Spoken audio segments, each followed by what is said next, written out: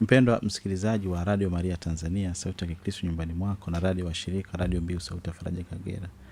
Sehemu hii ya maandiko matakatifu inatanguliwa na fundisho la mwandishi la kuonesha nguvu ya msamaha tunaopata kutoka kwa Mwenyezi Mungu. Kwamba sisi si kama tulikuwa wenye haki sana, ama sisi si kama tuna mastahili sana kuwa kwa jinsi tulivyo leo hii. Sisi nasi tuna mapungufu. Mapungufu yetu hayaondoi Mwenyezi Mungu kutufunulia na kutuonesha upendo wake. Kwa hivyo tunasema madhaifu yapo kwa kila mmoja. Kutambua madhaifu ni ishara ya ukomavu wa kiroho, kwani huwa ndio njia ya kwanza kutafuta suluhu na kuchota nguvu mpya ya kubadilika. Dhana hii inaendana sambamba kabisa na kauli mbiu ya Marathon 2026 isemayo upendo ni ushindi. Tunaweza kuona jinsi upendo ulivyo na nguvu kuu inayomwezesha mwanadamu kushinda mizigo ya moyo wake, mathalani upweke na chuki. Mwanadamu anashinda upweke, anashinda chuki kupitia kwa nguvu ya msamaha na uvumilivu. Mpendwa msikilizaji, dhana hii inatufundisha kuwa ushindi wa kweli maishani mwetu hautokani na kulipa kisasi, hautokani na kushikilia kinyongo dhidi ya wale waliotukosea, bali unapatikana tunapochagua kuwa wavumilivu na wenye fadhili hata mbele ya wale waliotutendea ubaya huko nyuma katika historia za maisha yetu. Mpendwa, hebu fikiri unatembea njiani na kisha unachukua jiwe. Unaona jiwe tu limeanguka hapo barabarani, unalibeba. Jiwe dogo tu linajaa kwenye kiganja cha mkono wako. Ubeba jiwe mkononi mwako kwa muda mrefu, baadaye utagundua kwamba linaanza kuwa zito ama halina maana. Lakini pia jiwe lile litakupunguzia wewe fursa na nafasi ya kufanya vitu vingine vya maana kwenye maisha yako. Mfano, umeshika jiwe mkono wa kulia, unataka ule, utafanyaje? Utashindwa. Unataka kufungua mlango, unashindwa.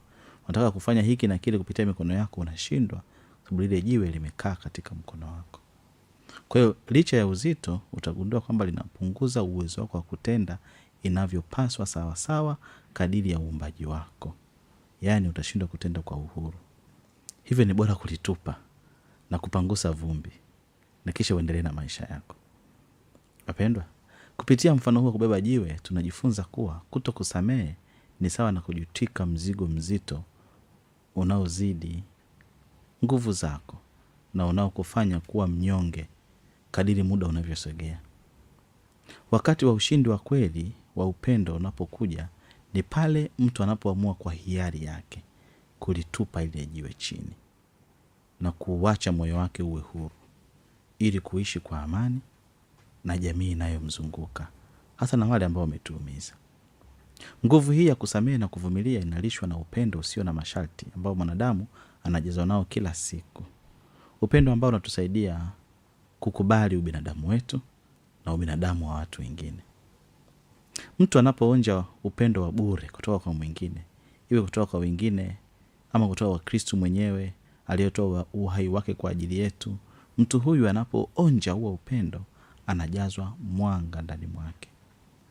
Mwanga unaofuta unyonge, mwanga unaofuta upweke, ambavyo ndio vichocheo vya kutufanya sisi tuanze kukosa nguvu ya upendo. Upendo kutoka kwa Mwenyezi Mungu ukipokelewa kama zawadi, unakuwa chemchemi inayomfanya mtu asitulie na yeye mpaka akauambukize kwa wengine. Jambo ambalo linampa yeye ujasiri na uthubutu na uwezo mkubwa sana wa kuwavumilia hao wengine ambao anatamani kwenda kuwaambukiza na kuwashirikisha huo upendo, hasa wale wanaomzunguka, kwa sababu anatambua kwamba yeye mwenyewe anapendwa bila mastahili. Mpendwa msikilizaji, tumesafiri na kauli mbiu hii ya upendo ni ushindi kwa zaidi ya siku 60 sasa, ama karibu siku 60 sasa. Dhana hii inakamilika kikamilifu pale ambapo sisi tunapokea upendo usio na masharti na kutambua madhaifu yetu, tukitambua kwamba kuna chanzo cha nguvu inayomwezesha kila mtu kuachilia maumivu, hasa maumivu ya nyuma yaliyomjeruhi na kumuumiza, na kupata ujasiri wa maneno yale ya Kristo alipokuwa anapigiliwa misumari: Baba, wasamehe hawa kwani hawalijui watendalo.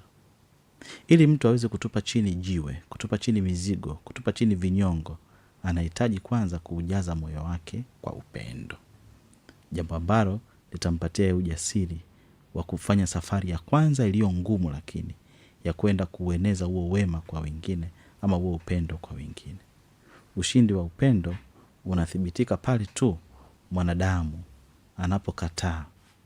anapokataa kutawaliwa na giza ndani mwake, kutawaliwa na ubaya, na badala yake anajidhihirisha kama yeye ni mshindi katika vita ya masimango, ya kuonewa, ya manyanyaso, ya kusakamwa, kudharauliwa, kuumizwa na kuteswa. Msamaha wa dhati na upendo wa hiari vinatoka kwa Mwenyezi Mungu. Ndio Yesu anajiita yeye ni Bwana wa huruma ya Mungu.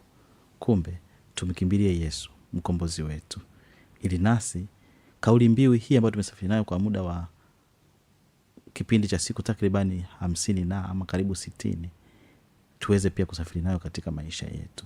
Kila mara tuambie wengine upendo ni ushindi. Tumsifu Yesu Kristo. Milele amina.